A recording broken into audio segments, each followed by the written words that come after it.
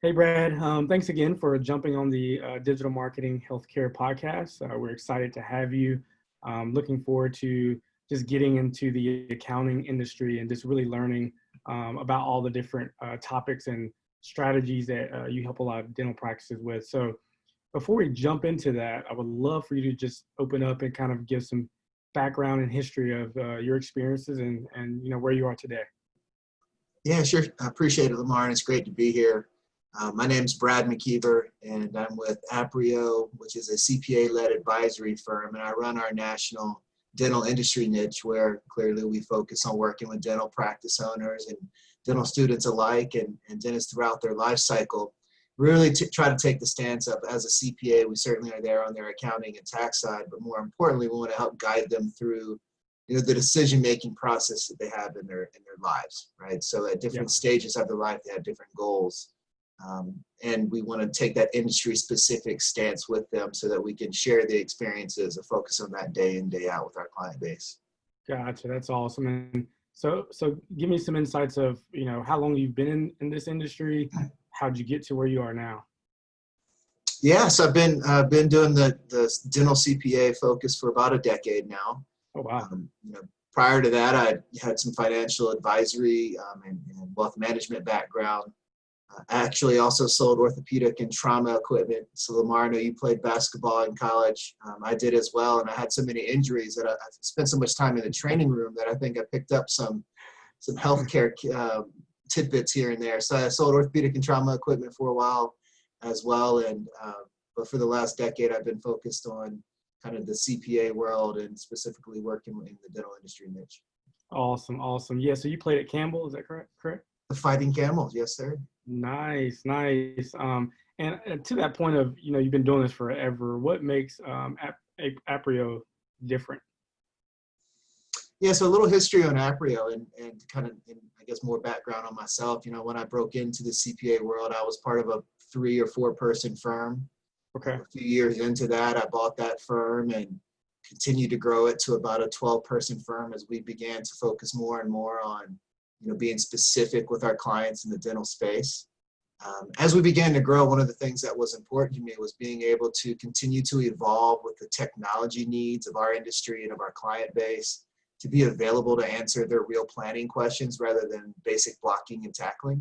Yeah. So, I look for a partner to kind of help me grow and help me with those technology needs and really to help me tackle some of the more complex areas that, growing practices and particularly group and DSO practices run into. Yeah. So recently our firm joined forces with Aprio, which is a top 50 CPA firm nationwide. Okay. Particularly did so in order to try to leverage technology and the ability to be able to say yes to our clients, meaning if they have something they need help with, we want to be able to find a solution for them. Awesome. And so Aprio's focus is always, and their tagline is, I should say our tagline, I'm still getting used to that as a newly merged member of their firm, but is what's next, and being a CPA-led advisory firm. And so those two stances really have been kind of at the heart of how I tried to service my clients over the years, of looking forward and finding what's next and being more advice-driven rather than reactionary. And so, that's kind of at the heart of Aprio's core values, and that aligns well with how we work with our dental clients. Yeah, that's awesome. And a lot of people don't know you and we've known each other for, probably a year now. It feels like time just flies, and we're in a dental specific group that really we all try to, do it exactly what you just said in terms of providing a solution. We met when you were allowed to meet people in person. Yeah, exactly. It's totally different now, right? So yeah, I know you work with a lot of startups as well. So what's the vision of helping them become successful? Yeah, startups frankly, are probably one of my favorite clients to work with. It's exciting to, work with somebody who has a vision and a dream and a goal. Yeah. And to be able to step back and help them put some parameters and expectations around that. And so, we work with startups in a lot of different forms. I think generally it starts with, I want to start a practice. And my banker said, I need a financial projection, right? That's usually step one. Right. And so at the kind of core of what we do when we work with our, startup practice owners is we try to sit down with them and understand what they're trying to build in their practice, the number of operatories, the size, What sort of geographic locations are they looking in? What sort of plans do they have as a fee for service versus PPOs? Are they a specialty doctor or a general doctor? And really try to build up almost a biography of what their practice plans to be. Yeah. And then we sit down with them and start marching through the financial implications of different decisions, from square footage and tenant improvement allowance, equipment budget, ranges of fees for employees and staffing. And as we go through the P&L and start building out the cash flow forecast in all those various areas, we also want to make sure that we're talking with them about the business implications of their decision. Right. How many days a week are they going to be open? And have they done demographic studies? And what is their target audience as they consider their ability to do they do implants, or they stick with bread and butter dentistry? And so things that the doctor knows, frankly, right? They know all these answers. They just don't always know how to piece them together into a financial framework. And so that's generally our entry point, is let's help you build a financial framework for your startup practice. That's awesome, man. It sounds like you guys do a lot, a lot more than the average. Yeah, well, and frankly, probably a lot more than we advertise, right? CPAs aren't great at marketing themselves. So, I would say we've been paying more attention to, trying to be mindful of telling folks what we can do, right? Rather than waiting for them to ask us. That's something that, with startups, it's easier because they need a lot, and we know they need a lot. Yeah. The banks are telling them, get a financial plan, surround yourself with a good dental team, the attorneys, the dental CPAs, dental bankers, dental marketing, dental financial planners. And so, right. That's a real important juncture for that startup doctor, because it really can kind of launch them into, a quick start and successful career. And it's something we don't take lightly. And the financial framework is certainly a good starting point. Yeah. And then, a lot of what we do from that initial financial framework build out is really starting to help put the operational pieces in place. And I'll caution to say, I'm not an HR manager. We don't do fee management consulting. We don't do HR consulting. We don't do marketing. We don't do those services, but we understand that there's a need for them.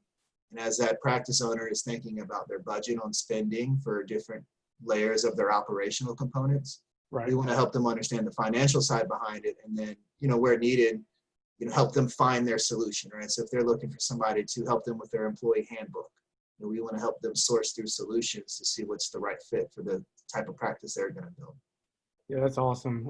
So you're more of you provide a lot of solutions and services to them, but you're also a huge resource for them. So when they need something, or if you recognize something within their business operations, that you can help them with that solution. So that's awesome.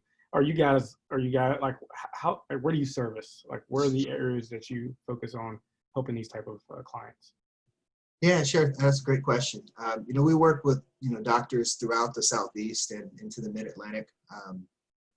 We work with practice owners in the Midwest and Northeast as well, and a few on the West Coast. I think with startups, certainly that Southeastern Mid-Atlantic focus is great because we do have those resources in those localities. Gotcha. It is important to understand if, what part of town, right? Whatever your town is, what part of town are you starting up in does have an impact on some of the guidelines and financially that we might, put in place, and understanding the demographics. And so I think having some local knowledge helps, and local resources helps when you're working with startup practices.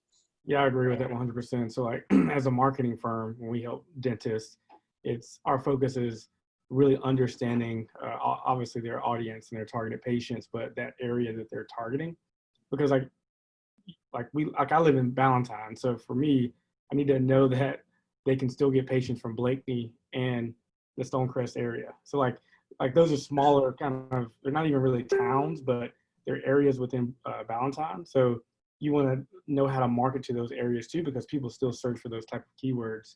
So I guess so I know you work with a lot of startups. When they become more established, like what services are you recommending them? So if you're looking at their operational portfolio and all the things that they need and need help with, how do you recommend the specific services? Sure. Again, it varies per practice and per practice owners. different goals for different doctors. But I always start with kind of what are the core services that are must-haves. Yeah. And death and taxes, right? I mean, that's one thing about being a CPA is you got one of those two things that's going to happen in life. You're going to file your taxes, and so Yeah.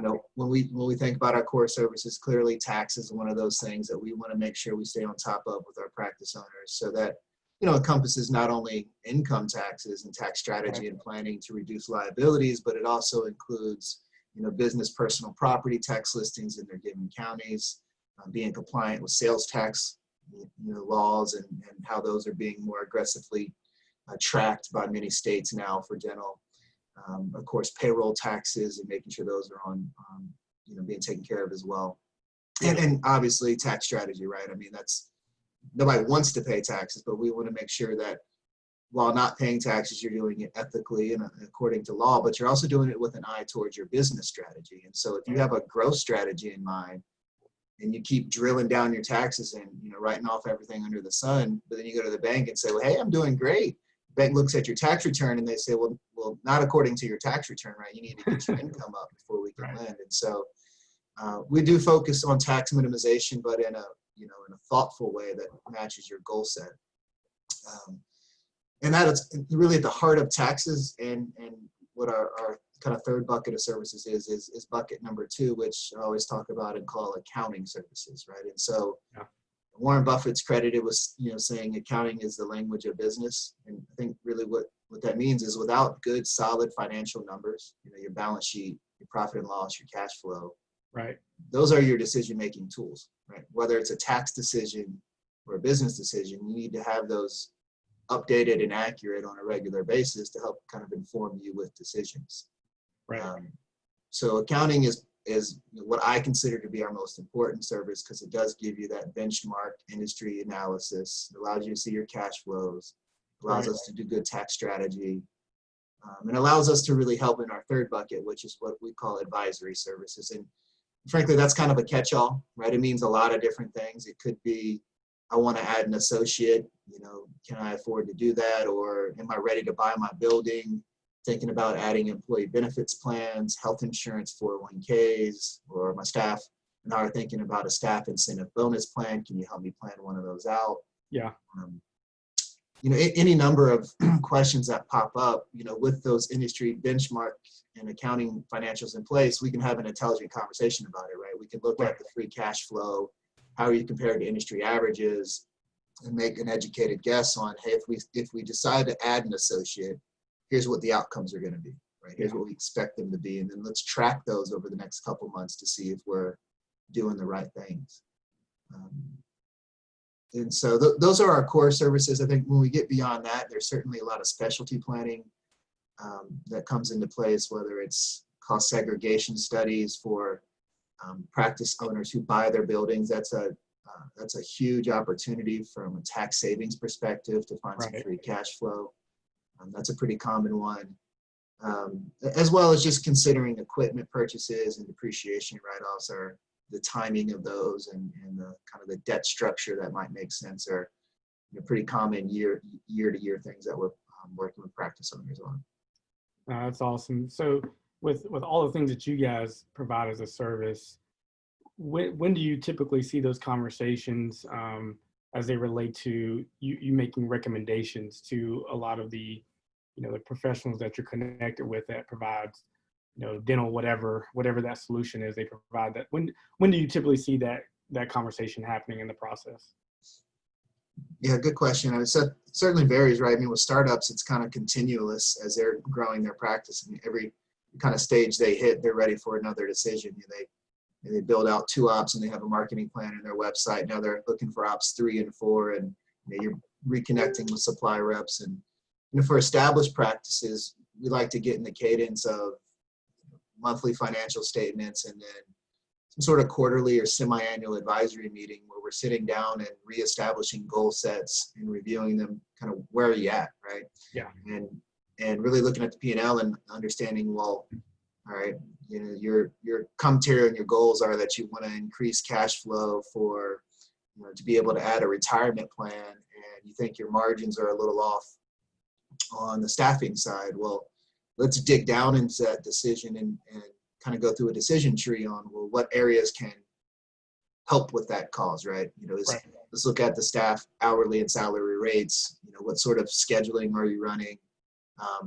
What's your new patient count, right? Are you getting ROI on your marketing dollar?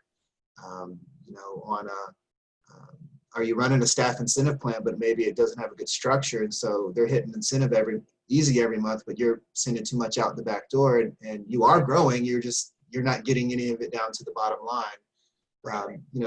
Those sort of things I think are how we process through that transaction is you try to just stay in touch of what the goals are. Okay. And then from our perspective, we try to use the trend analysis of the financial data to help give us some, areas to poke further into.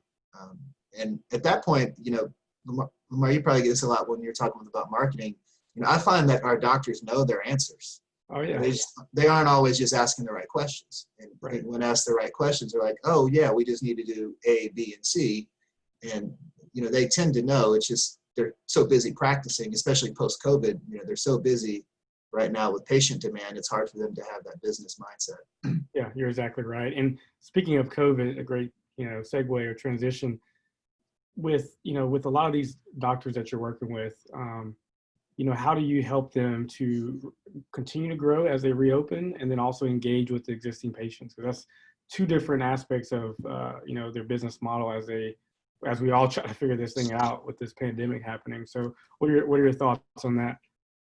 Yeah, what a year it's been. If I'd have thought about I would have wore my t-shirt today that my wife got me for, I think it was for Father's Day, maybe she got recently. It said, what's it say? I won't hold the podcast up too much. It says, what a year last week was. And I think for so long, every week has felt that way, and every week did during COVID, from holy heck, we just had to shut down overnight. Right. Are we going to survive? And, what am I going to do with my staff? Furlough and HR decisions. And then there's PPP loans and idle loans and PPP loan forgiveness and when to rehire and how to rehire. And, I think some of that is starting to trail off. The PPP loan forgiveness is still out there to be dealt with, but the rules that are in place now have made it very attractive to practice owners to seek full forgiveness. And we definitely think that's going to be something we see happen. And so, after reopening and after kind of the panic of PPP being gone now, we certainly have shifted the conversation with practice owners to, well, what's going on in the practice and where are we at and what are you trying to accomplish, and, what's the new normal and what's the new worry? I think that's kind of probably where the conversation has shifted. Is they are, in general, we're hearing and seeing that they're pretty busy, pent up demand, strong patient return. But now I think folks are saying, well, what's the new normal in my schedule? How many hygiene patients can we get through in a given day? Right. We're seeing all our old patients, but what about new patient count? How does that look? Margins are going to be a little tighter with all the extra expense of the PPE that they're experiencing. And then there's the is this demand going to stay? Right? Yep. Are we in the unknown of the virus, which we all have, and the unknown of the economy, which we all have, kind of hanging over what happens in September, October, November, and beyond. And so, what we've done suggested to our practice owners and are trying to help them accomplish is really trying to get more micro in their focus. So I think when dentistry was such a predictable industry, right, you could be a little more macro in your focus and really look at your industry average margins in those broad categories, staff, facility, marketing costs, supply and lab costs, your general overhead, and all on industry average. You can look at those broad averages and I think drill down pretty quickly to, well, this is off, right? If that's 2% high, we know exactly where to look.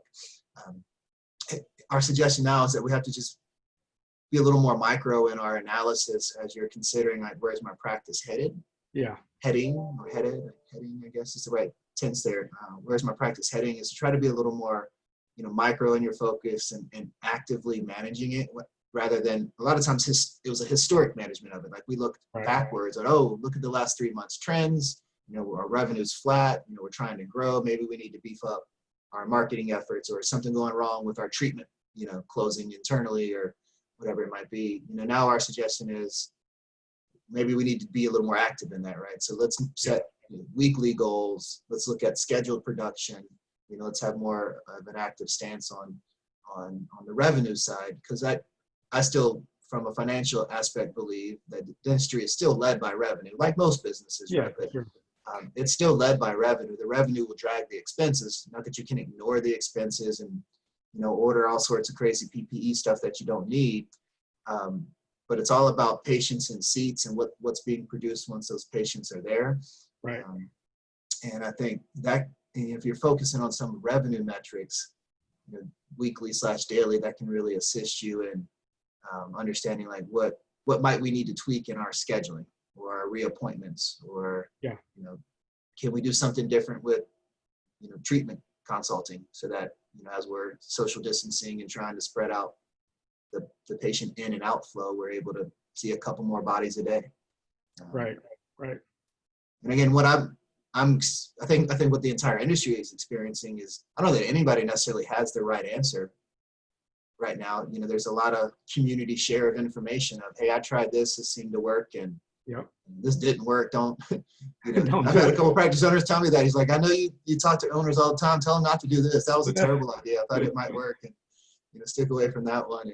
And but it's been it's been comforting to hear how quickly that, for me at least, as I work with dentists, so as do you. So when dentistry was nervous, so was I about my my livelihood, frankly, right? And so I was very happy to see practice owners come back, and I've been comforted to hear that doctors have shared with me a lot that their patients have thanked them for being reopened and really appreciated the services that they're providing, and that's great to hear. I think it's probably helped elevate the healthcare initiative of the dental profession. And I think that's something that I know you've talked about with on the marketing side, but communicating that to the practice owners, communicating that to their staff, that you are here for them, and you're taking the proper precautions.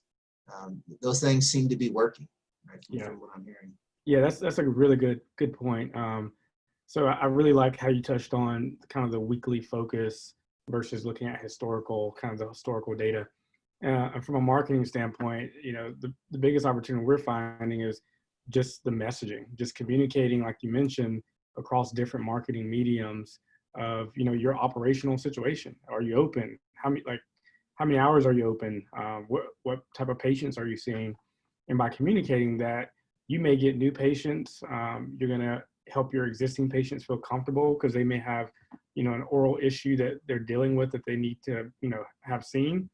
And that's so imperative to making sure that they feel comfortable, that you're taking care of not only your staff, but them as well. I had a friend the other day. He hasn't heard from his dentist in, 3 or 4 months. He doesn't even know if they're open. And now he's looking for a different dental practice to go to provide his oral needs. And it's so, it's been so unfortunate, but a lot of these dental practices, they just don't know what to do, and they need guidance. Some of them are switching to teledentistry, or at least offering that, so that some of those patients who are not ready to step back into their practice, they can at least consult them online, and then encourage them and kind of show off, what they're, doing from a precautionary measure standpoint to get them in the practice to treat them. So you're exactly right. I love kind of those insights that you provided. Switching to marketing. So what would you tell a dentist to be aware of that might affect their marketing efforts, especially with COVID and reopening, and if they're a startup and vice versa? Yeah.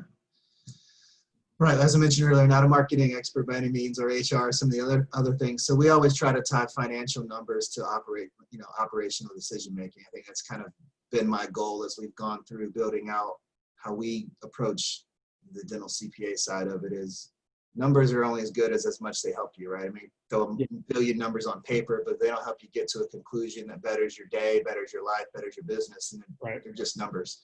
Right. So I definitely think it varies, right? I'll tell you, and this isn't just a shameless plug because I'm on a marketing podcast. Any startup doctor that I've ever worked with who's asked me this question gets the same answer. For startups, they ask me, what's the one thing that you think, startup doctors do wrong? And I say they look at a marketing budget and see it as a cost rather than as an opportunity to grow. Yeah. And I think, that's, you got to get the patients there. You can have the best systems and staff in place, but without the patients and marketing is one of the way you get them there. So, in general, when, I think post-COVID and pre-COVID, I think, it's an ROI focus for me, right? So know what you're spending where and be able to track what's effective and what's not. And this story dates back 7 or 8 years ago, and it's in a smaller town in North Carolina, and this practice owner was spending a decent amount of money on whatever it was back then, Facebook or Google or SEO or some sort of digital marketing, and nothing, right? I mean, flat, no results, and kept asking the question, like, what have you asked, where's the ROI at? Like, have they talked about like what's happening?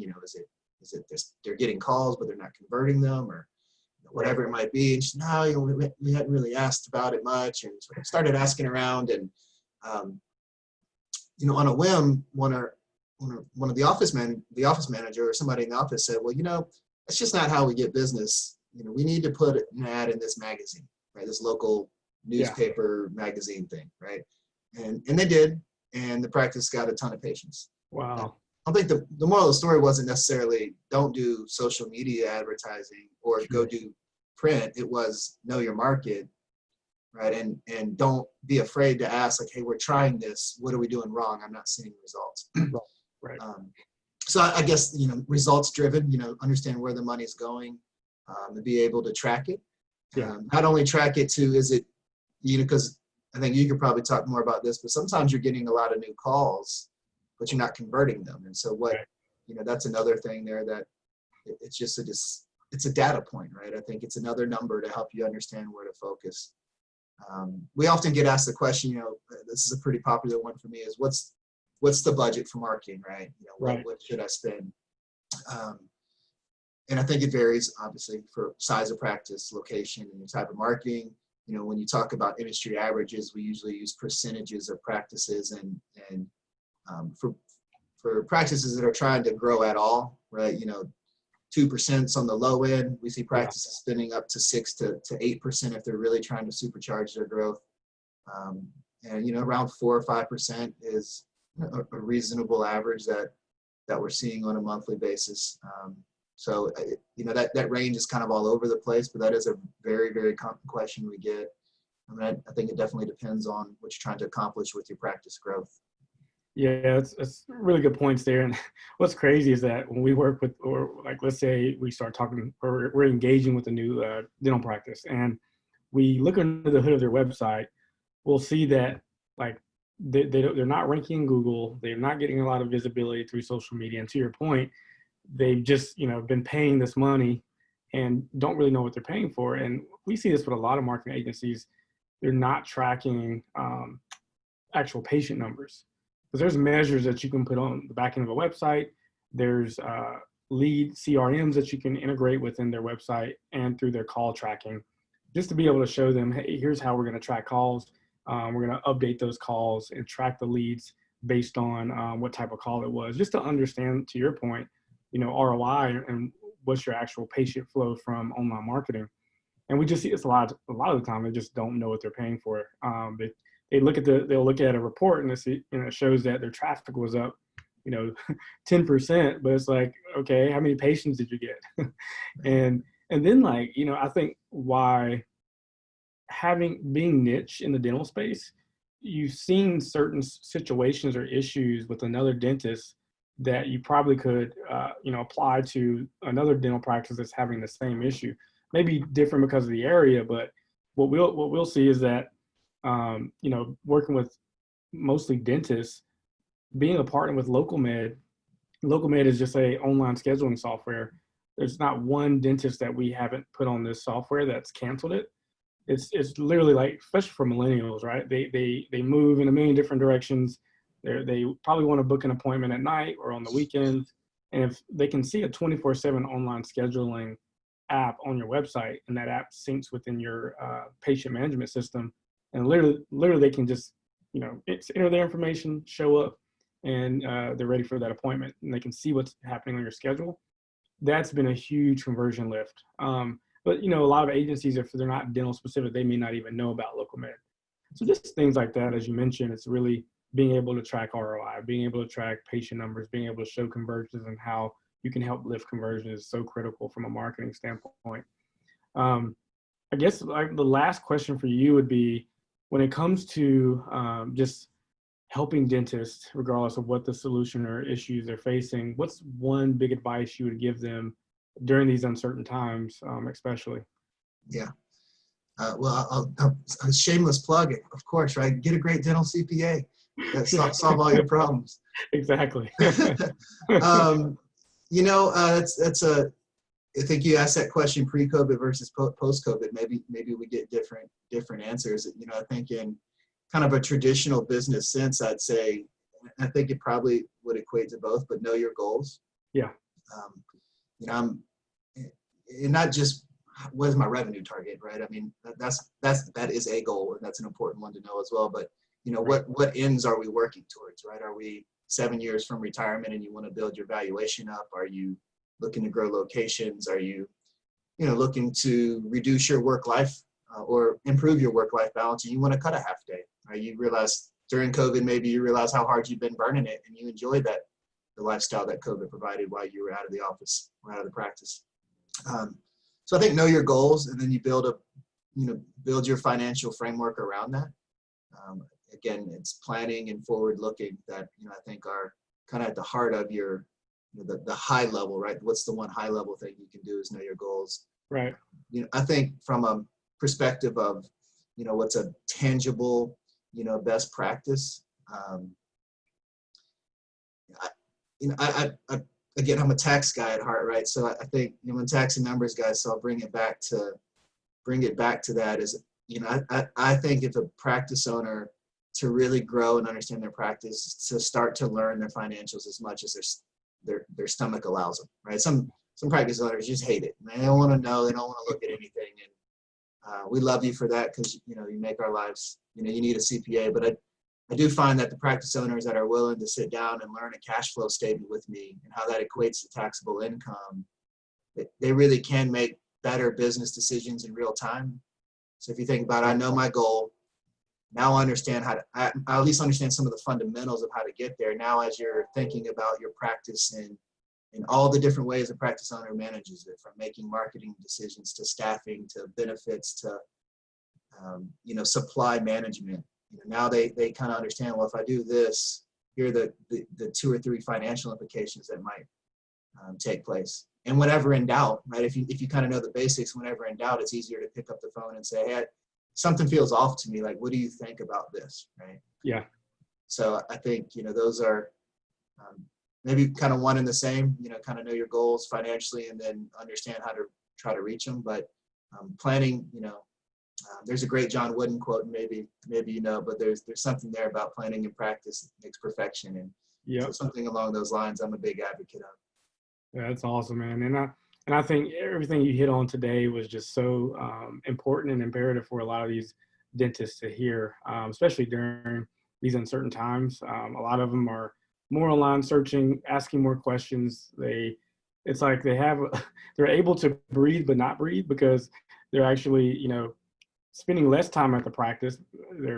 Some of them are just reopening, but then they're stressing out because they don't know if they're going to have a practice in a couple months. So I think them really having a solution and a partner like you guys at Aprio would be so valuable and beneficial to their long-term business goals and success. So if, let's say, a dentist wants to contact you, how can they find you? So a couple different ways. Certainly, there's always Google.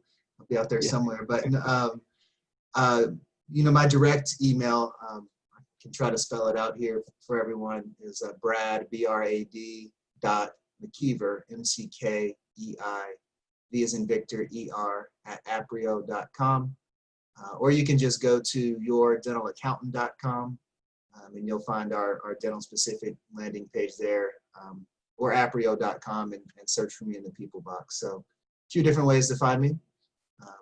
I hide myself on Facebook, so you can't find me there, but I am on LinkedIn as well if you want to search for me on LinkedIn.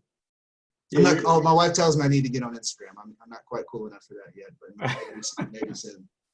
nice. You're gonna be making your way to TikTok pretty soon. Nobody wants to see that. Yeah. Um, so Brad, again, I appreciate, all the valuable insights. If anyone's listening to this and they need a CPA or tax advisor, Brad is your go-to guy. Thanks again, Brad. I'm Lamar with MetaRank Interactive, hosting this podcast for digital marketing and healthcare. Thank you again for listening, and we look forward to seeing you guys in the next one.